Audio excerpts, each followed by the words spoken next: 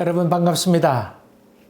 방 안에 갇혀 지내니까 힘이 드시겠습니다만 조금 더 참아봅시다. 기도하겠습니다. 은혜로신 주님께 참으로 감사합니다. 저희들 귀를 열어주시고 눈을 열어주셔서 주의 귀한 법을 보게 하여 주시옵소서. 예수님 이름으로 기도하옵나이다. 아멘.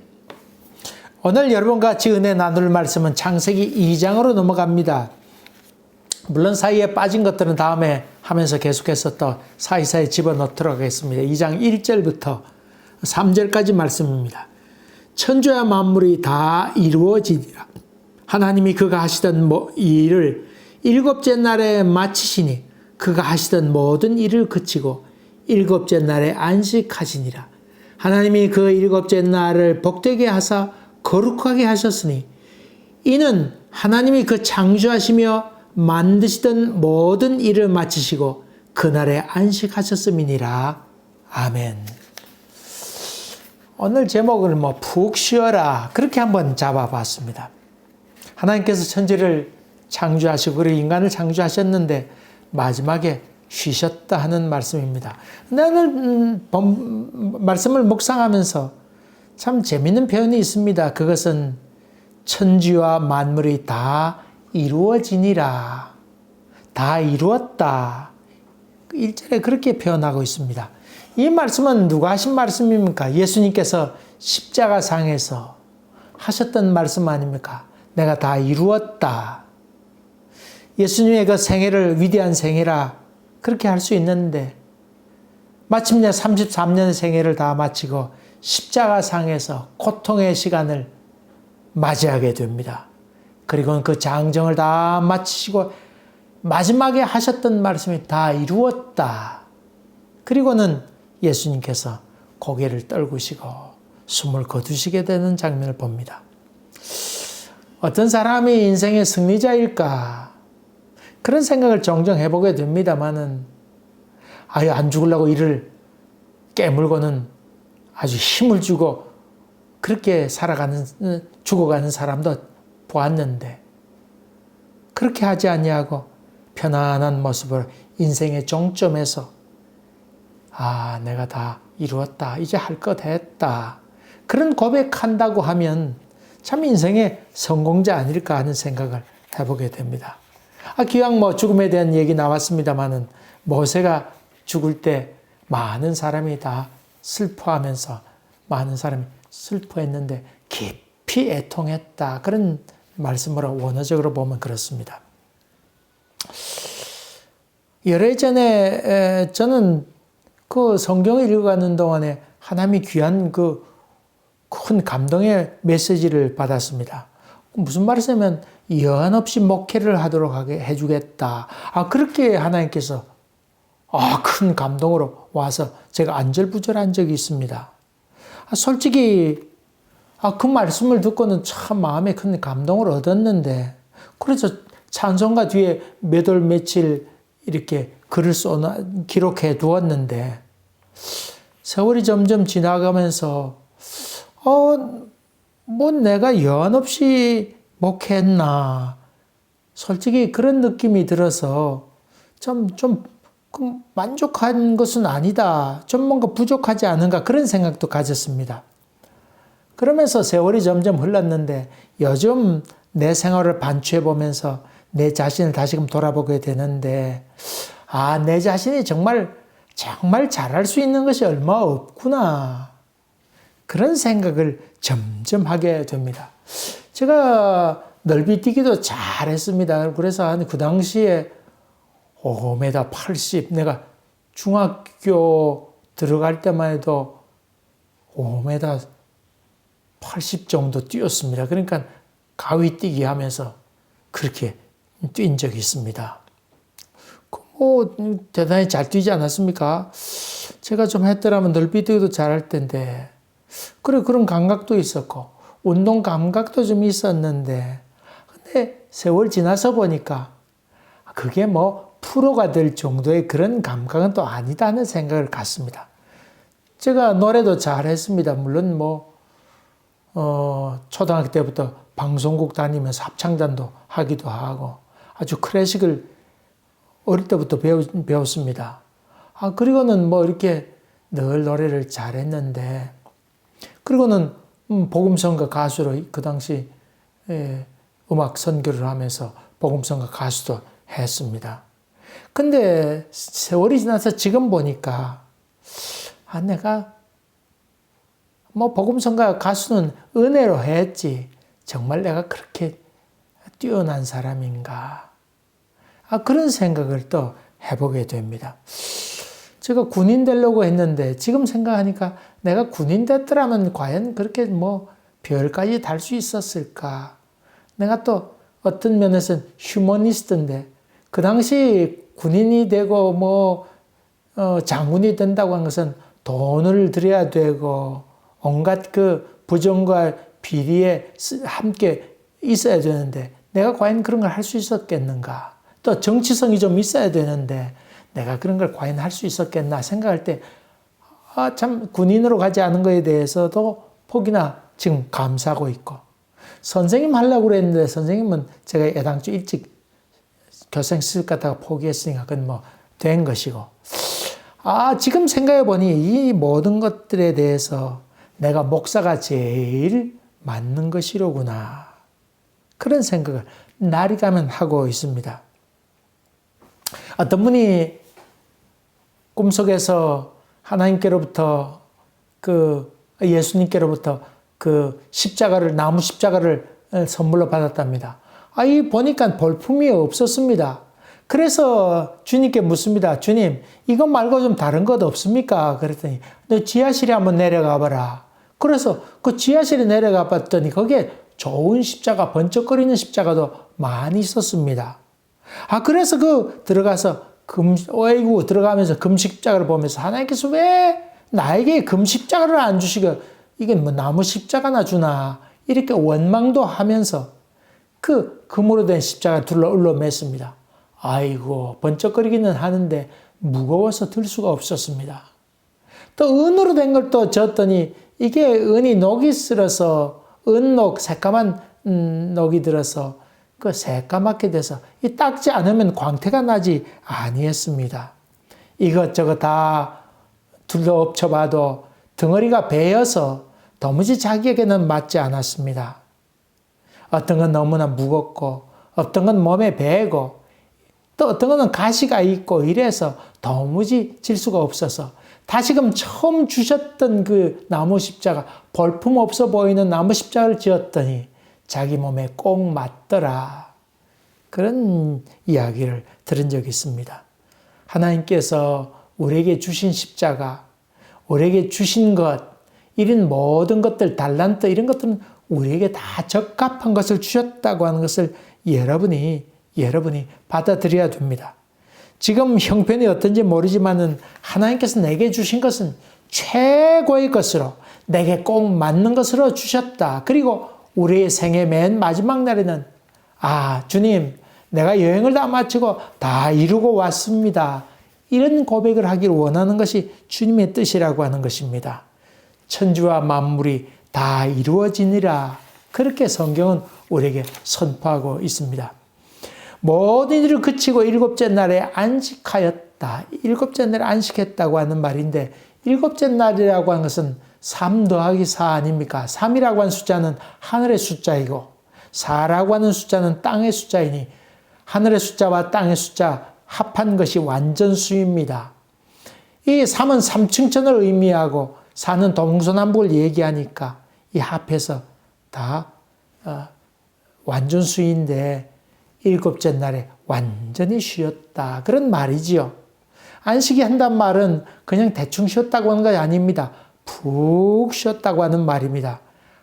하나님이 쉬고 안 쉬고 그런 것이 어디 있는가? 물론 의인화해서 그렇지요. 하나님은 주무시도 않고 피곤해하지도 않는 분이십니다만은 그냥 쉬었다는 의미니까 사람들이 이해하기 쉽도록 그런 표현한 말입니다. 그리고 그날을 복되고 거룩하게 하셨다. 여러분이 안식한다고 하는 말은 열심히 일한 사람들에게, 땀 흘려 수고한 사람에게 주어지는 복이지요. 그래서 복되고 거룩하다고 하는 말도 그런 의미입니다. 하나님께서 쉬셨으니까 너희도 쉬어라. 너뿐만 아니라 내게 속한 종도 쉬게 하고, 종뿐만 아니라 종도 짐승에게 먹이를 주면 그것도 쉬지 못하지 않느냐. 그래 짐승도 쉬게 해라. 그래서 온전한 쉼을 그들에게 약속하였습니다. 참 귀한 일이지요. 귀한 일입니다. 시편 127편에 그러므로 여호와께서 그의 사랑하는 자에게 잠을 주시는도다. 이 첫째로 잠을 주신다고 한 것은 마음의 평강을 의미하고, 두 번째로 주신 이 두 번째로 의미는 성실한 자에게 주시는 복입니다. 열심히 일했던 사람에게 주어지는 복이지요. 일찍이 일어나고 늦게 누운 사람들이 잠을 잘 때 깊은 잠을 자게 되는 것 아닙니까? 일주일 동안 열심히 살았던 사람이 마지막 날 안식일 날 쉬게 될 때 참 평안과 다리 쭉 뻗고 마음껏 쉴 수 있는 세계, 그것을 여기서 얘기한다고 볼 수 있습니다. 참 은혜가 오게 되면 성실해집니다. 열심히 삽니다. 열심히 일합니다. 무슨 일이든지 자기에게 주어진 일을 충성되게 감당해내게 됩니다. 복음이 들어간 곳곳마다 사람이 변했습니다. 빈둥빈둥 놀던 사람들이 열심을 갖고 일하게 됩니다. 그런 나라들이 복음이 들어가게 될 때에 소득도 높아지고 열심히 있는 나라가 됩니다. 여러분, 이집트에서 어느 도시가 제일 풍요롭고 물질적으로 넉넉하게 사는 줄 아십니까? 물론 물질적인 풍요가 척도가 되지는 않습니다만은, 그러나 일반적으로 봐서 그 이집트가 이슬람 문화인데 그 가운데서도 넉넉한 도시가 있습니다. 그것이 곧 알렉산드리아입니다. 알렉산드리아에는 크리스찬들이 한 800만 있습니다.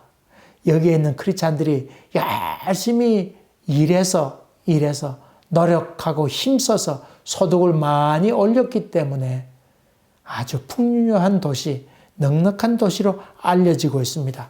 사업을 해도 그렇고, 거기 그 기독교의 한 분파인 그 콥틱 교회가 거기 아주 유명하게 자리 잡고 있지 않습니까?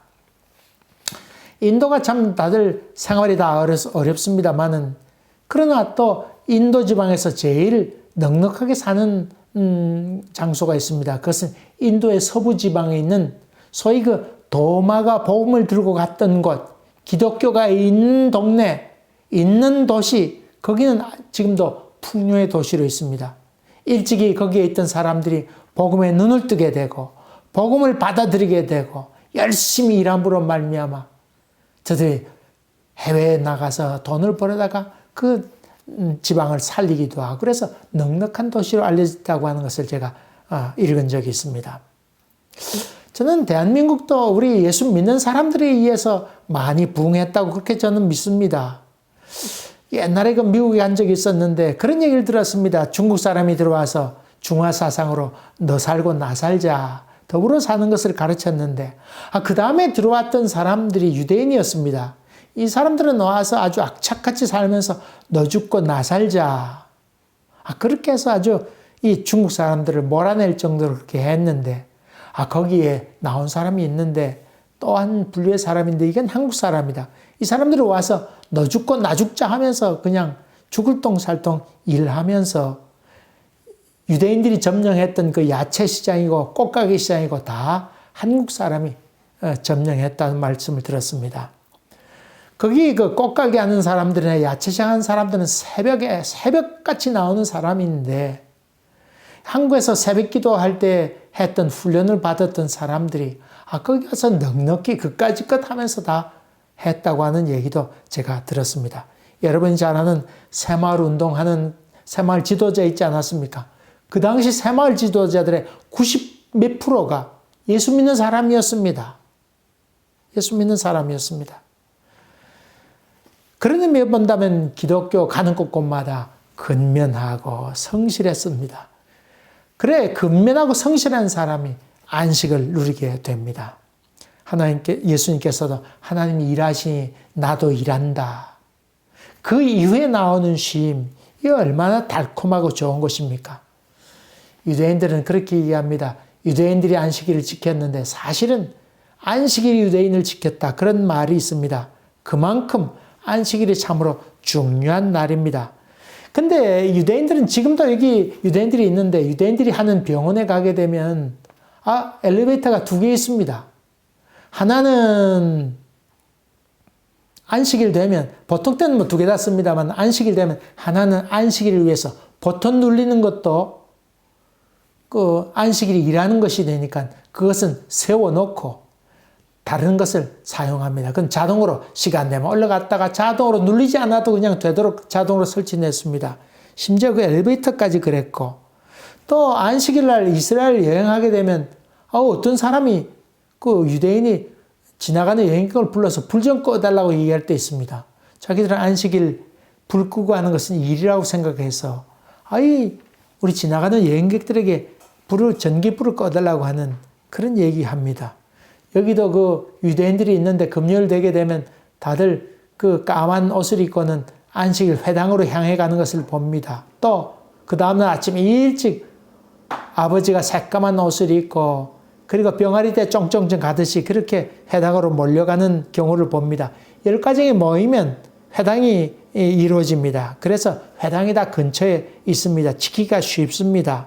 근데 우리가 지키는 것은, 우리 개신교가 지키는 것은 안식일을 지키는 것이 아닙니다. 그것은 주님의 날을 지킵니다. 이 말은 무슨 말이냐면 초대교회 때는 안식일을 지켰습니다만은 세월이 흐르면서 부활한 예수님께서 부활한 것이 더욱더 중요하다고 생각하셔서 그날을 주님의 날로 지키자. 그래서 주님의 날, 그래서 주일이 된 것입니다. 여러분 금식하더라도 주님의 날에는 기쁨의 날이니까 부활한 날이니까 금식을 다 풀고 기쁘고 즐겁게 생활했습니다. 오래전에 우리 애들을 프린스 에드워드 아일랜드로 여행을 보낸 적이 있습니다. 주일날이 되었는데 그 길거리에 나온 사람이 아무도 없더랍니다. 그런데 그 길거리 이름을 보니까 에글리즈. 그건 뭐 교회의 길이다 그런 말이지요. 근데 이렇게 교회에 찾아서 이렇게 들어갔더니 거기에 교인들이 가득 있었는데 주일날 됐더니 거기 있는 사람들이 모두 다 교회에 모였고 교회가 여러 개 있었는데 거기서 다 예배를 다 드리고는 거기서 음식도 나눠 먹고 좋은 교제를 나누며 지내다가 흩어져 돌아오는 장면을 보고는 큰 감격을 받았다고 하는 말씀을 들은 적이 있습니다.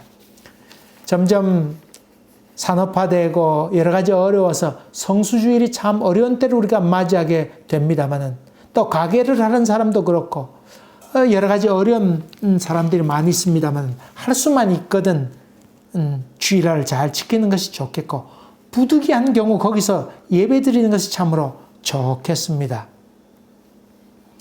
무엇보다도 이 예수님께서 부활한 날을 생각하면서 주일 교회에 참석하셔서 예배를 드림으로 말미암아 주님과 깊은 만남을 갖게 되고 부활한 예수를 만남으로 말미암아 우리의 영혼이 소생하게 되는 것, 이것이 참된 쉼이요 또 부활의 기쁨의 소식이라고 하는 참 쉼이라고 하는 것, 영혼을 리바이탈하고 하는 그런 일이라고 하는 것입니다.